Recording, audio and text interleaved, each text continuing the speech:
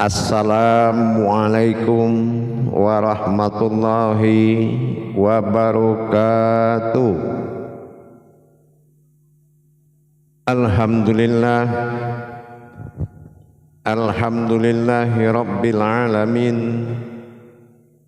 Assalatu wassalamu ala asrafil anbiya'i wal mursalin, Sayyidina wa maulana Muhammadin.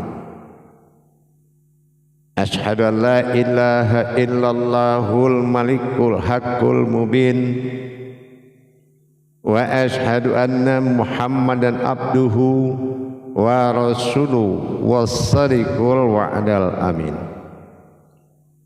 Allahumma salli wa sallim wa barik wa karim ahzanur nabil karim.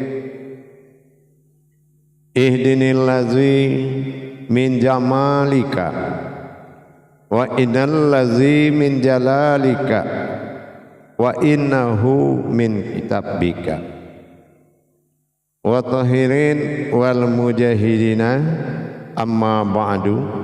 Ibadullah wa ittaqullah. Bersyukur kita kehadirat Allah Subhanahu wa ta'ala dengan mengucapkan alhamdulillahirabbil alamin atas segala limpahan karunia, rahmah dan hidayahnya, serta dengan izinnya juga kita dapat menjalankan amanahnya, beramal dan beribadah zahir batin, dunia dan akhirat. Bersalam kita tidak akan pernah kita lupakan. Marilah sama-sama kita sampaikan kepada junjungan kita Nabi Allah, Nabiul Akhirul Zaman, Rasulullah Muhammad sallallahu alaihi wasallam. Atasnya kalimahnya kita kalamkan dengan membacakan Allahumma sholli ala sayyidina Muhammad wa ala alihi sayyidina Muhammad. Alhamdulillah, bertemu lagi dengan saya Guru Mursyid Syekh Nur Muhammad Buya Irwan Maulana Al-Khalidi, Sumatera Barat. Tentunya dalam rangka meningkatkan iman dan takwa kita kepada Allah, maka diwajibkan bagi kita bertolabul ilmi, belajar menuntut ilmu. Sebagaimana Rasulullah sallallahu alaihi wasallam mengatakan, talabul ilmi faridatu ala kulli muslim. Diwajibkan atas kamu setelah muslim belajar menuntut ilmu demi tercapainya kebenaran. Sesungguhnya kebenaran itu di atas segala kebaikan. Makom kebaikan itu adalah iman, kebenaran itu adalah ilmu. Karena tanpa kita belajar, Rasulullah katakan faqulu min bi khairi ilmin ya'malu wa malahu marudatul la tukhabalu. Beramal beribadah tanpa ilmu pengetahuan, maka amal ibadah itu akan kembali atau dikembalikan, tidak diterima. La tukhabalu. Untuk itu dalam makom majelis zikir Ma'rifatullah Indonesia, dalam tayangan syiar kita YouTube Buya Pasaman Timur, kupas tuntas hakikat dan rahasia ilmu amal dan ibadah, dalam makom tauhid, dalam naungan Yayasan Islam Hidayatul Mubarakah Indonesia, mencapai kesempurnaan syiar dengan tidak menghalalkan segala cara, tapi mencari cara yang telah dihalalkan. Mudah-mudahan syiar ini Mudah-mudahan wawasan dan ilmu pengetahuan yang akan saya sampaikan selaku guru mursyid, mudah-mudahan bermanfaat buat kita bersama untuk dijalankan, untuk tercapainya ketauhidan diri kita kepada Allah. Jangan sampai kita menjalankan segala amanah perintah tetapi diri sendiri juga belum bertauhid kepada Allah, belum tersambung sebagai yang hak, belum jadi sebagai kodrat, belum wujud sebagai mawujudnya. Ini belum mencapai titik hak, yaitu tidak bersekutunya yang belajar dengan tempat belajar. Dalam hal ini, pada waktu dan kesempatan, marilah sama-sama kita menggunakan dan kita manfaatkan waktu dan kesempatan yang sangat kita muliakan ini.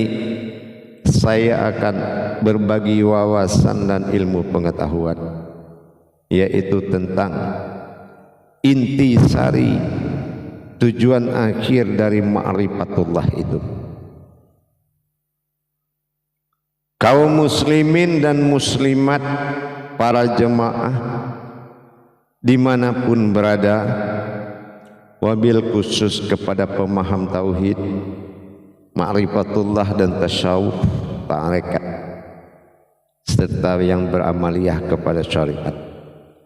Perlu di sini kita meningkatkan pemahaman. Pemahaman adalah sebuah jalan. Surat Ankabut Allah katakan, waladzina jahadu fitna lahadiyahum subulana. Bersungguh-sungguhlah mencari jalanku, maka aku akan perlihatkan kepadamu.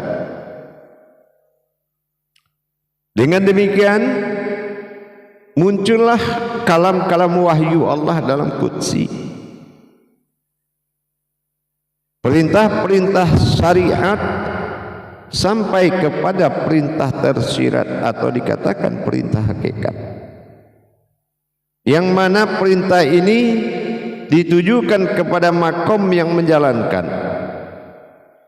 Kalau dia syariat, dijalankan dengan makom syariat, batasannya adalah iman. Kalau dia menuju hakikat, batasannya adalah ilmu. Dan kalau dia sudah menuju ilmu, batasannya adalah paham. Setelah dia mencapai makom paham, batasannya adalah kadim, yaitu berani menyatakan. Dalam pertemuan kita ini, pada waktu dan kesempatan yang sangat kita muliakan ini, saya akan menerangkan, menyampaikan tentang apa hakikat ma'rifatullah itu sebetulnya. Wujud ma'rifatullah itu sebetulnya apa? Sebagaimana kita dari hakikat belajar, itu baru awal. Apa yang dipelajari awal? Pada kodrat hakikat yang terdahulu yang pernah dipelajari. Buya, kenalkan kami dengan pecahan ma'rifatullah, mengenal alif lam lam ha. Itu sudah pernah saya sampaikan di tayangan YouTube yang sebelumnya. Ma'rifatullah adalah tingkatan-tingkatan pada ma'rifatul izzatullah alif. Nah, ini juga harus dikaji. Beberapa waktu lalu, peningkatan dari pemahaman pengenalan kepada Tuhan, pencapaian agama adalah Tuhan.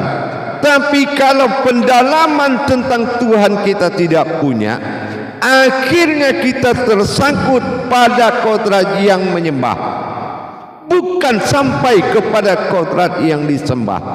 Inilah, jangan kita mengatakan kodrat yang menyembah ada pada diri Tuhan, tetapi justru yang dikaji adalah Taurat yang menyembah. Ini kalau baru tahap awal pengenalan ma'rifatullah pada asmanya alif lam lam ha. Izatullah, Allah tidaklah sebuah zat, tetapi Allah adalah sebuah wujud zat. Adanya zat Allah wajib diakui, tapi mengatakan Allah itu zat itu kafir. Yang kedua, marifatul sifatullah. Kita lihat kodratnya lam di situ adalah wujud. Kemana akhir daripada pencarian alam sifat? Pertama, marifatul izzatullah alif. Yang kedua, marifatul sifatullah lam. Yang ketiga, marifatul asma Allah lam. Yang keempat adalah marifatul af'alullah adalah ha. Kalau ini dikerjakan pengenalan awalnya zat, sifat, asma dan af'al, itu baru kodrat yang menyembah, belum dikatakan kodrat yang disembah. Jadi bagaimana kita mengangkat pemahamannya? Yang pertama, kita masuk sekarang kepada pengenalan ma'rifatullah tahap kedua, yaitu tingkatan, naik tingkatan satu tingkat, yaitu mengenal wujud ketuhanan yang bernama Allah dengan tulisan alif lam lam ha. Ya. Yang pertama, ma'rifatullah sudah menuju perintah kedua.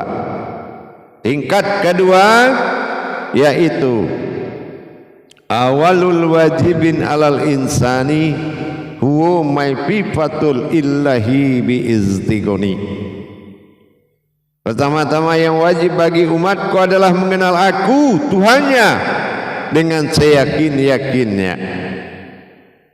Nah, ini masuk kepada tahap kedua. Tahap kedua, kita melihat kalau dikatakan marifatul izzatullah itu dari alif marifatullah awalnya, maka alif inilah mulai pencarian pengenalannya, yaitu ketuhanan.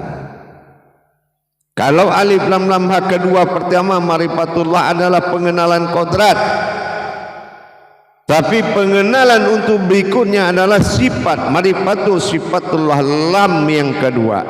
Tetapi dari alifnya kita akan bahas. Nah, inilah yang dikatakan marifatullah bersifat alafa atau alif. Nah, ini pernah dikaji dan pernah disampaikan di tayangan.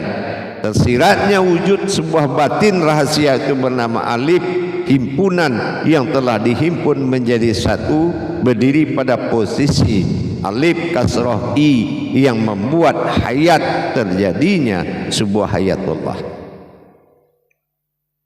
Ini dari alif. Sudahkah kita bisa memahami apa alif semua? Dan itu sudah disampaikan pada tayangan sebelumnya. Yang kedua, marifatul sifatullah lam yang kedua. Kita naikkan satu tingkat. Mana yang dikatakan sifatullah itu? Sifatullah adalah suatu hayat bagi Allah yang bersifat. Apa yang dikatakan sifat Allah? Adalah sebuah batin Allah yang berkodrat bernama sifat. Kalau batiniah, sifat pertama adalah kodrat iradat ilmu sama basar kalam hayat. Tetapi kalau dilarikan kepada pencarian ketuhanan, maka sifat yang dikatakan pada lam kedua, dia akan muncul sebuah kodrat yang berkodrat berbuat atau yang dikatakan bertingkah. Ini yang dikatakan sifatullah. Aku bersifat pada sifatku sendiri. Di sifat itu ada dua. Ada kodrat yang bernama sifat, ada kodrat yang bertingkah, dinamakan bersifat. Jadi mana sifat dalam sifat itu dikaji yang kedua. Kalau enggak kita tidak tahu nih kenapa kita bergerak begini. Nah yang kedua, mengatakan kodrat sifat tadi adalah suatu pernyataan kodrat yang tidak berasal dari apa yang ada di bumi dan apa yang ada di langit. Ini yang dikatakan sifat. Ya. Setelah wujud alif dihadakan, dia meminta kepada wujud awal mula jadi, mana sifatku? Bagaimana aku bisa hidup? Bagaimana aku bisa hayat dan berkata? Inilah hamzah yang pertama. Kodrat hamzah a i w o, keberadaan ketuhanan dalam bersifat. Ini yang dikatakan fi sifat, hamzahnya pada alif. Maka adalah kalam-kalam, lahirlah pandangan, lahirlah rasa. Ini sifat namanya. Nah yang ketiga, yaitu asma Allah, masih dalam huruf lam. Kita naikkan setingkat dari ajaran ma'rifatullah. Pemberian asma terhadap sifat dan wujud yang muncul dari alif dan bersifat pada lam kedua yang dikatakan sifatku sendiri dan yang bersifat juga aku. Nah inilah timbullah penamaan pada wujud dan maujudnya untuk lebih ingin dia dikenal. Muncullah penamaan, makanya ma'rifatul asma Allah masih pada sifat lam. Muncullah penamaan, yaitu maujud-maujudnya, wujud-wujudnya. Apa penamaan? Batin jatuh menjadi wujud sir, lam sifat jatuh menjadi wujud batin. Dan penamaan dari kodrat ini, inilah ayan karajiah dan sabitah, sebuah wujud yang berasal dari pantulannya sendiri. Ini penamaan asma. Pada maujud dia dikenal dalam perjalanan kodrat bersifat Adam, yaitu pegangan daripada nur. Dan bergeraklah suatu pandangan sebuah wujud yang berbentuk disebut dengan kodrat, ruhaninya disebut Muhammad. Ini asma. Dan adanya wujud nyawa dalam batin, ini yang disebut dengan ruh. Nah, berarti sudah berdiri tubuh Rabbani. Ini sampai pada lam asma. Bagaimana dengan ma'rifatul af'alullah ha di dalam hitungan hijaiyah? Maka af'al menunjukkan perkara keakuan wujudnya yang ada, yang muncul dalam zahir dan batin semua tadi. Af'al adalah suatu hayat, artinya adalah gerak. Tetapi hayat itu dikatakan gerik. Inilah gerak dan gerik. Menggerak, menggerikkan, atau gerik yang menggerakkan. Nah ini kembali kepada pengetahuannya, makom kajinya. Maka ini disebut dengan hayat. Hayat inilah yang dikatakan sebuah wujud dariku. Kalau wujud isinya sesuai dengan prasangka, semampu mana kamu kita melihat wujudnya dan merasakan sebuah wujud, barulah kita bisa memperlihatkan maujud. Maujud bagi Allah adalah amruhu, penampakan ruhku. Inilah yang jatuh kepada 82 Yasin, menerangkan menuju tubuh lahunya dalam kun, keakuan yang tidak terlihat, alif berdiri pada fayakun, kun fayakun. Ini kalau kita tingkatkan ma'rifatullah setingkat dari pengetahuan kodrat, Makanya ada larangan. Barang siapa yang mengatakan mengenal sebuah zatnya Allah, maka tidak boleh dia mengatakan ada zat-zat lain. Dia harus menghimpun kepada satu kodrat.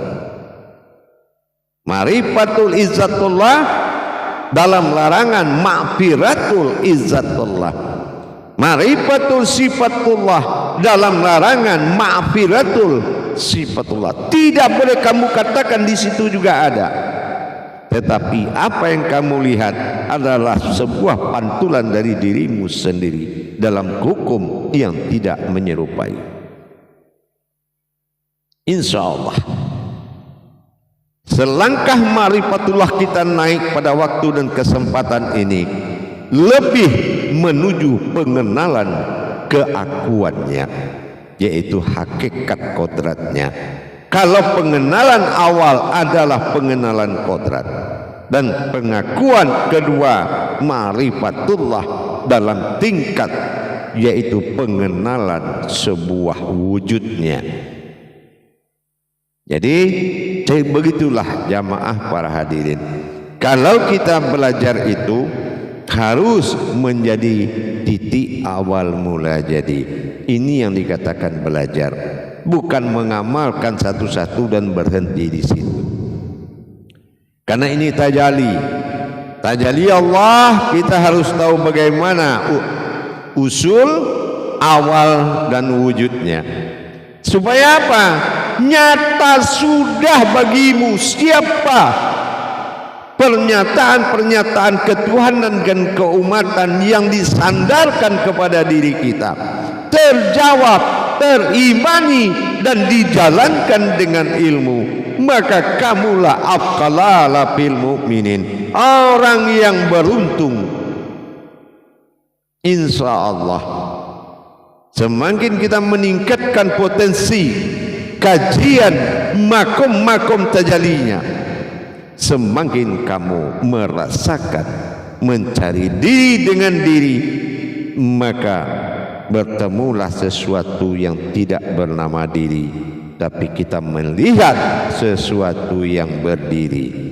Inilah perubahan yang harus kamu siap menerima, perubahan kajian yang ditujukan kepada dirimu sendiri.